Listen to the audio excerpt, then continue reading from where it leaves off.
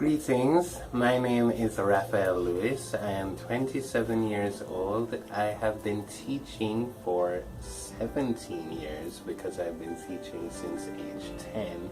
I'm primarily a music teacher in both performance and in theory, and I'm also teaching French and Spanish at the high school level. I've been teaching reading and volunteering in various VBSs and reading programs in different areas of the country, and I've taught all subjects at the grade 3 level at Redeemed Preparatory and Reading Center.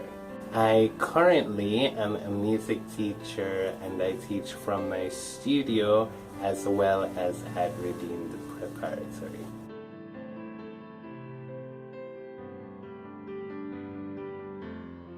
My mom, a teacher of teachers, taught me to teach reading at age 10. She had various adults and children who were living in the neighborhood come to our house to learn how to read, and so she enrolled me as one of the teachers for them.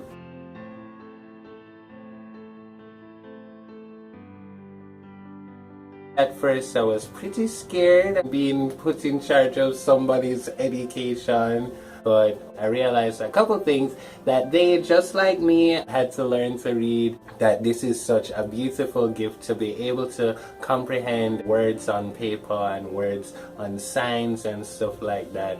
And soon after realizing that my students were learning and that I was just imparting stuff that I had already been through, it became much easier, and soon it became a joy.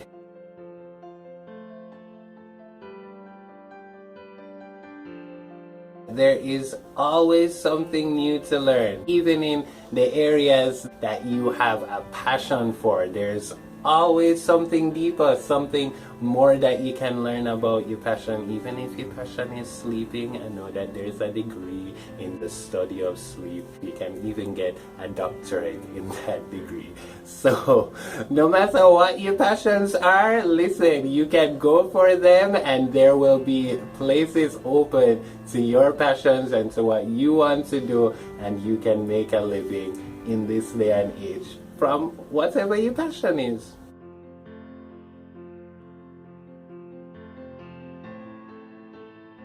God first, everything else after. The Bible says the fear of the Lord is the beginning of wisdom, and so if you want your child to be wise, teach them about the Lord. The Bible also says that His word is a lamp unto your feet and a light unto your path, and His word brings light and intelligence into your life. And so if you want your children to be intelligent and to do well in life, God is obviously the best choice.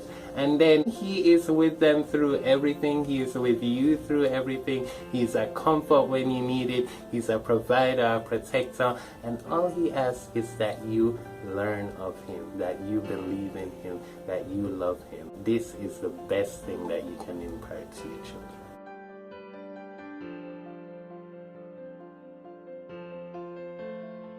It's been changing me gradually over time. The main gist is that I'm just finding out more and more how much I need the Lord, and how much I need His grace, and how much I need all of the fruits of His Spirit, His love, His joy, His peace, His patience.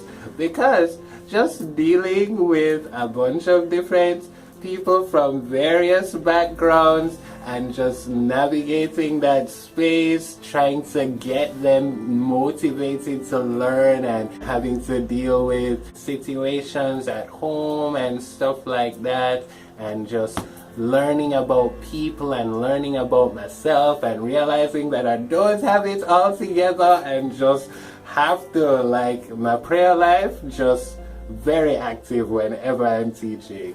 It's been a gradual climb, because even now with special ed students, I realized that when I was younger, I didn't have the kind of patience that I have right now. I didn't have the kind of drive for teaching and for getting people to learn that I do now. And so I just really bless the Lord, because He's taken me a long way, and it's been a joyful experience, even when things are rough and I have to be God help me. It's just been a serious joy, and yeah, I wouldn't want to be anything else other than a teacher and being able to continue to share this gift of learning with the world.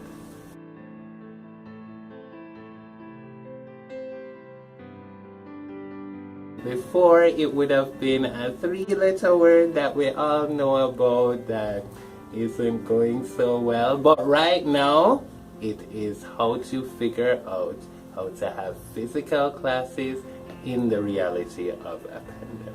In terms of continuing the social distancing protocols, but even a lot of schools don't have the space inside the classrooms to facilitate proper social distancing. So even being able to take the classes outside, like if that's a problem, even the ministry supporting to help tents being built outside to facilitate, full social distancing and good air coming in and people not being cooped up in one place together while still being fully engaged with the teachers and with the lessons and stuff, and the teachers being protected while being able to engage with the students.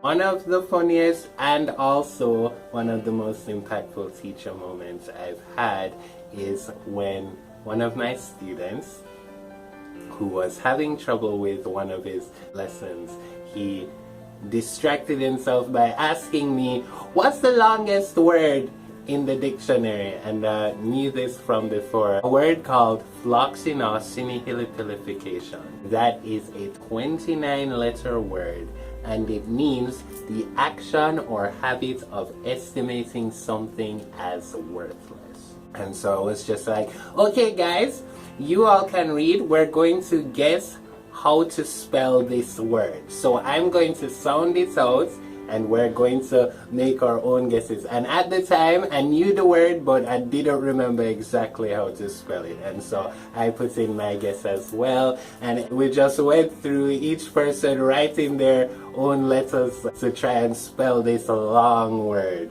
And it was just a really enjoyable time, really funny. Everybody was laughing. Everybody was just full of mirth because the whole class had been just disrupted by this one question. Eventually, we looked at the word and I showed them how to spell it and how to write it out. And everybody just after that was just floxinosinihilipilification, floxino. And it was just a really enjoyable time.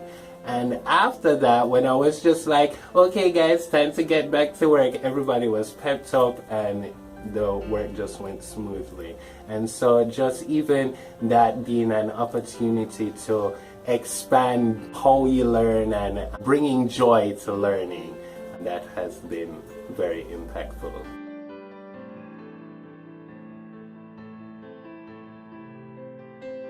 It's drastically affected my teaching, whether it's student-teacher engagement, even having to navigate the online space for some of my students. I've lost quite a few students because of this. I've also lost a teaching job where I was teaching after hours at Edna Manley. Yeah, it has affected me physically, emotionally, mentally, monetarily. Yeah, just how much has changed in just a couple months. This is when I really had to cling on to God, because just the way that it's damaged a lot of my livelihood. If I didn't have Jesus, I don't know where I would be now, even mentally.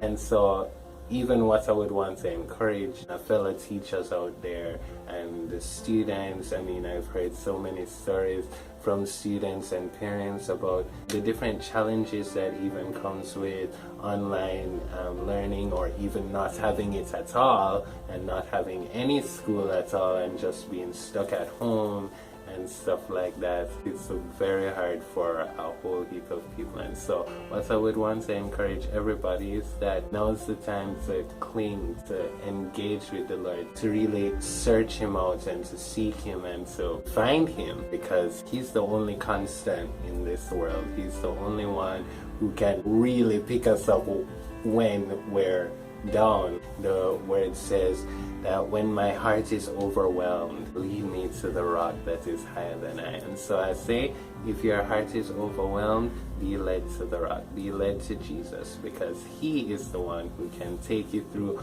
all of these many storms of life, especially this one. And so I just bless you with that. Go with God and just understand that he is there for you, that he is for you. His word says that he is for you and not against you. So get to know him and be well.